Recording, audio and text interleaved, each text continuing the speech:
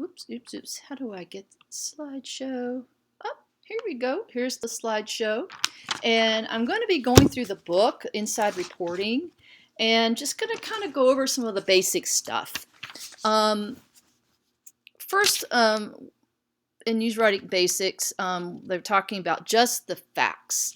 So when you go to write a news article, you want to just have the facts. Be fair, objective, truthful. Let the facts tell the story.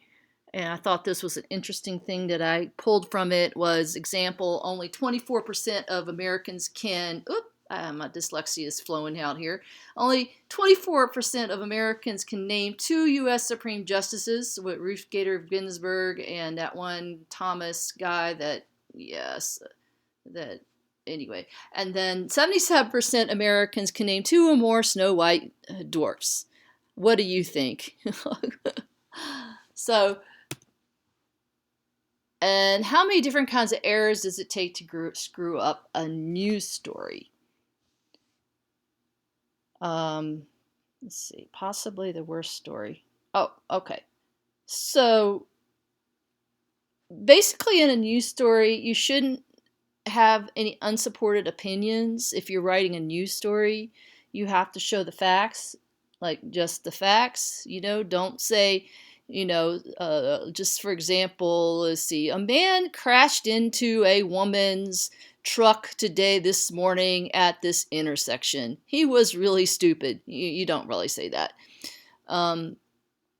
Don't insert any religious opinions. Thou shalt not hit someone's truck. She's going to hell for that. You don't say that either. I always say they have the religion police in Iran. And if you live in Iran or a theistical kind of state, you can write that kind of stuff and they'll put, inshallah, God willing and all that stuff. But not here in America. You can't do that. Also, one thing's really important is get your dates correct. Get it straight. If you get your date wrong, or like it actually some like say the ball team played on Saturday, and you put that they played on Wednesday, they're gonna go, oh, this reporters, this is bogus. This is not real. You're not going to be credible.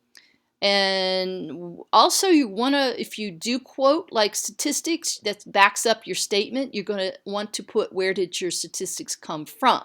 9 out of 10 people believe that ball players are better looking than football players. Says, where did it come from? Statistics from Sports Illustrated or whatever. You want to put where you got your source.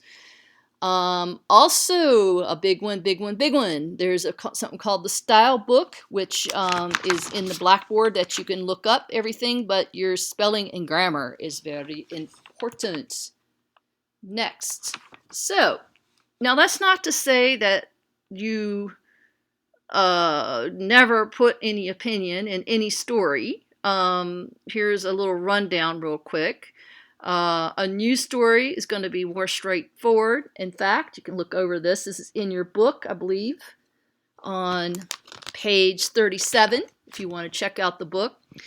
This is in case you don't have a book. A news story is going to be more straightforward, and it's going to tell you about, like if it was an accident, it's unemotional. It's going to make no attempt to over dramatize anything. It's just going to lay it out, or it's not going to philosophize a human tragedy. Then you have a news analyst story, and that's going to be like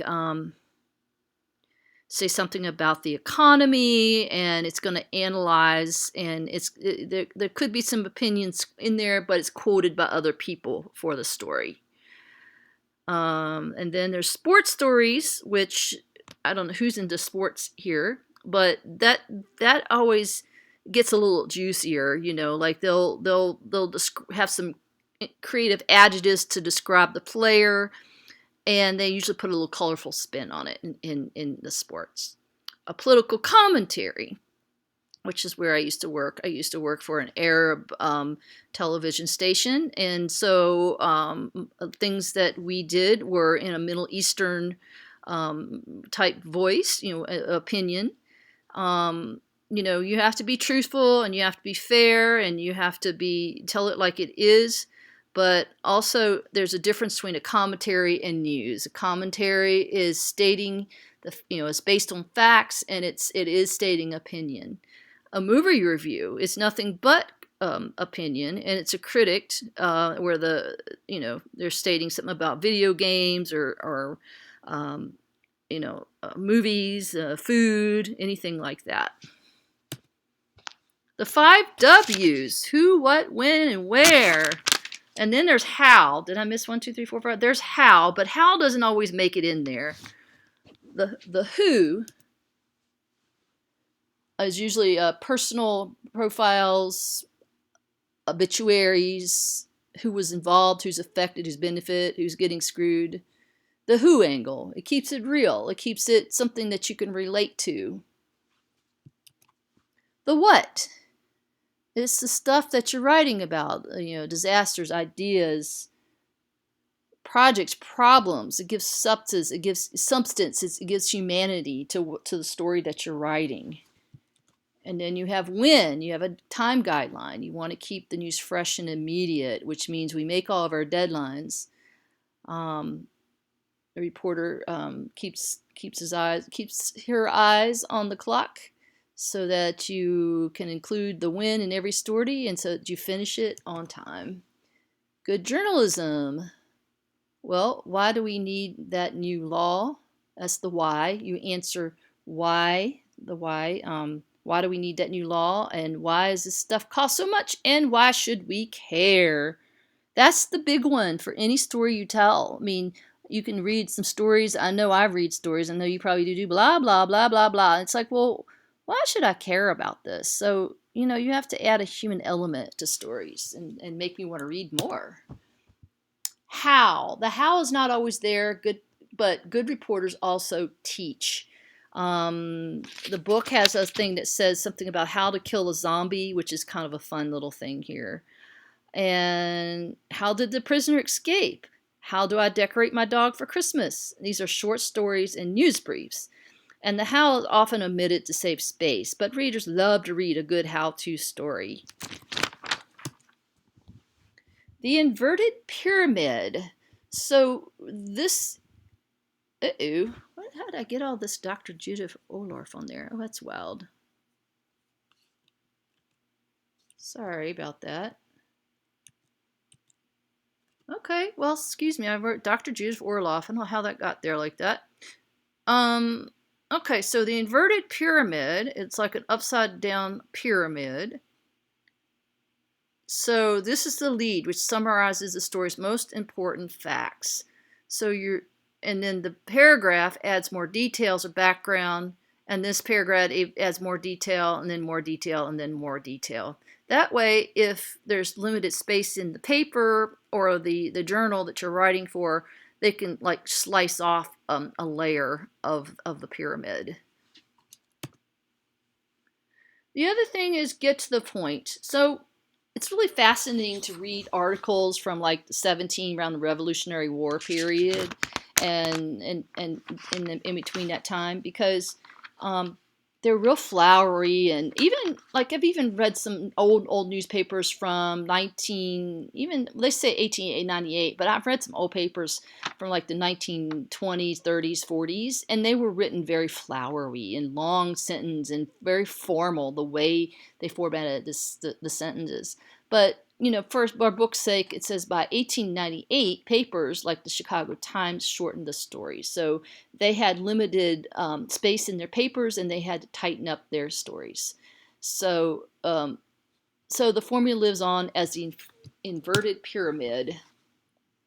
So how do you structure the story so that, like, do you ever read through what makes you interested in whether you want to read a news story or not? Think about it. Like, what is it about it that makes it interesting, that makes you want to read it?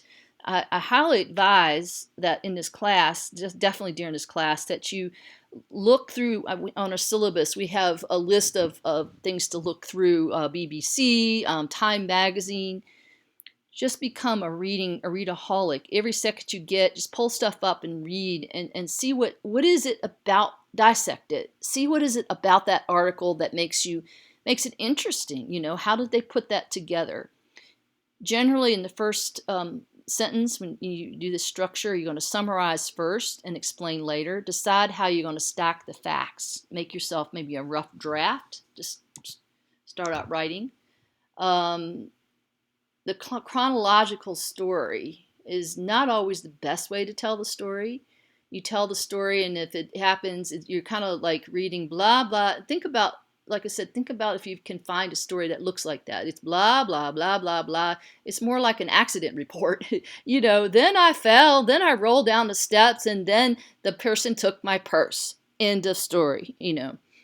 The inverted pyramid gets things summed up at the beginning. So your strongest sentence happens right up the front. So you summarize it, and what's the newsy? It's the newsiest. I don't like that word. And then it adds additional facts in descending order. So what's the reason for writing with this formula like this? It helps the reader scan the story more quickly because, let's face it, people don't look at newspapers for very long. You know, they Bible. I mean, I'm going to tell you, I don't. I read like every fourth, fifth word, and then boom, boom, boom. I got it. You know, unless it's something I'm really interested in. So you might want to keep that in mind when you write your stories. Also helps you write stories quickly. It's a formula. So if you've got breaking news that's happening, events, you can just pop it out. Once you get in the habit. Whoop.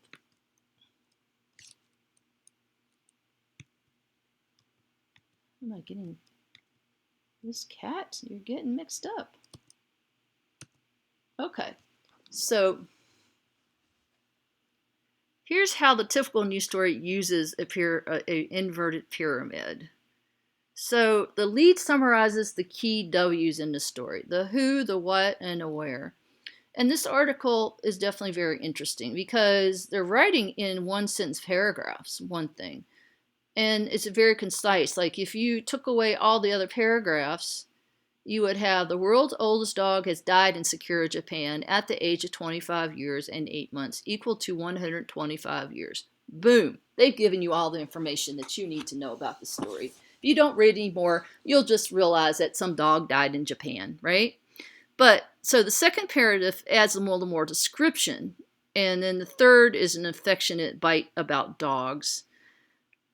So Persuki, a fluffy tan Shiba mix, died Monday after suddenly falling ill and refusing to eat. So then, usually after you do that, it's good to include a sound like gives you evidence, it backs up your story, it validates you when you put a quote from the person, like you went out and interviewed the person. So she says, the owner goes, "I thank him for living so long with me, and I felt as if he was my child." So that's always good to put one, at least on a little article, to have a quote there because it gives your article some validity. He suffered still. Oh wow. Okay. So then they go on to tell you a little more dramatic. So this is really makes you feel for the dog. It says, in 2008, he suffered serious injury after being hit by a car. A veterinarian told Shinohara it would be difficult to save Persuki's life, but the dog underwent successful surgery. He was the oldest living dog in December. So do you see how they formatted this? This is really important a way to format. You've got concise sentences and you're writing one paragraph sentence, and that way you can read the story a lot more efficiently. So here's the question that we're going to talk about in class, and we're going to decide, should you use this format for every story? Well, say you're working for a newspaper or some type of journal, and every single article was like that. And I think it's a point in the book. This would get repetitive. Same format over and over and over, and you'd be like, and it would the same, people, it would be like the same person writing the whole thing all the time, It doesn't always organize the story logically. So you don't have to follow this, but you do have to write you do have to write concise sentences. It's a good way to, if there's a breaking story quickly, if you're working for, say, a news agency like a TV station, or it's breaking news and things that are happening quickly, it's definitely a go-to formula that you can use. You want to keep your leads short. The paragraph should be usually 35 words or fewer, and you limit a lead to 1 or 2 sentences. Usually it's one very concise sentence that's done. And then after that, they follow up. Avoid starting leads with the when or where unless the time or place is unusual. Like, think up something, there were somebody, at midnight, 15 babies were born, but most leads start with the who or what. The first 5 to 10 words determine if the lead will be an attention getter.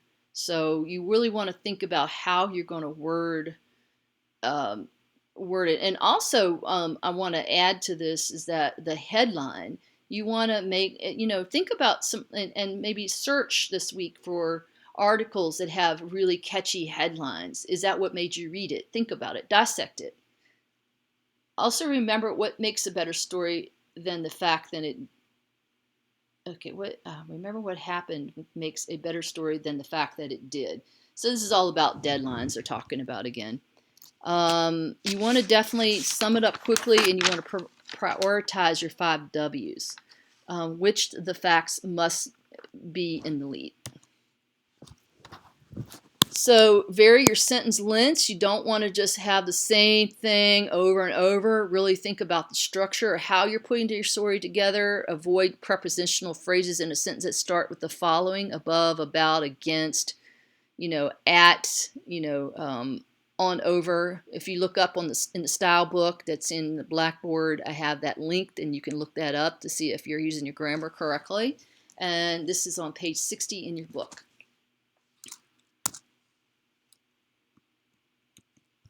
Let's see, why am I losing it here?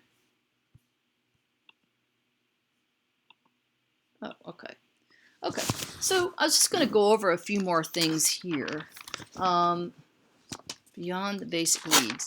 So, like I said, you really should be getting a book that's very helpful. I'm just going to go over some things, leads that succeed. You want to look through page 49 is really helpful. There's some good leads, different types of leads that will give you some ideas on writing your story. After the lead, what next? Just write another paragraph, then another, and then another. Story structure, giving shape to your story.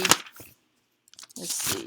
And then before and after. Okay, so on page 52, you're going to see a before and after reporter's early draft and final story. And it's going to show, it's really important to just write something real quick, your story. And then you're going to, man, is that all I have? It's really important to rewrite your story. Like the first thing you do and done, boom, done. It's not the right thing. Go back and just re-edit, and can you do a better lead? Can you make it a little tighter? But first just write it and just get it out of you. Just boom, boom, boom, boom, boom, and then tighten up your story. Avoid writing long, wordy sentences.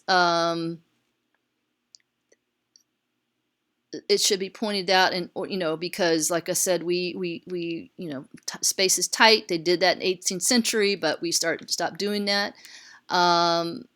Be careful of jargon and journalese. Cops like to say suspects are apprehended and incarcerated, but you need to be able to talk in layman's terms. Let's see, I'm just going over some of the things, news writing style, titles. Okay, so there is a page on 57 I want you to look at. AP style highlights, which is really important. That's going to go over all your grammar and your punctuation. I will be grading for that. And we're talking about making your deadlines, which when you don't make your deadline, it makes people angry and it gets you fired. Meeting deadlines isn't optional, it's mandatory. So, and it's mandatory here too. News writing tips. Okay, we're talking about this on page 60 and 61. It's excellent. I highly recommend that you have the book and read over that. It will help you write your article. It'll help you be a great news writer.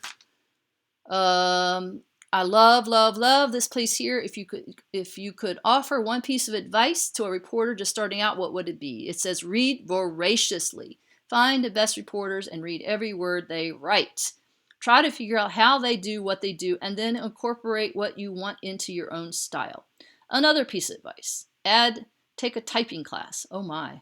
I'm not even sure if they offer them anymore, but I've always been jealous of the reporters whose fingers absolutely fly on deadline. So there you have it. Like I said, let's work on leads. Let's write a story this week, something that's on campus, and let's concentrate on how to write a really nice, tight story. Basically, you're going to write a couple tight 5-6 sentences about something that happened on campus. All right, this is our lecture, basic. We'll talk more in class. See ya.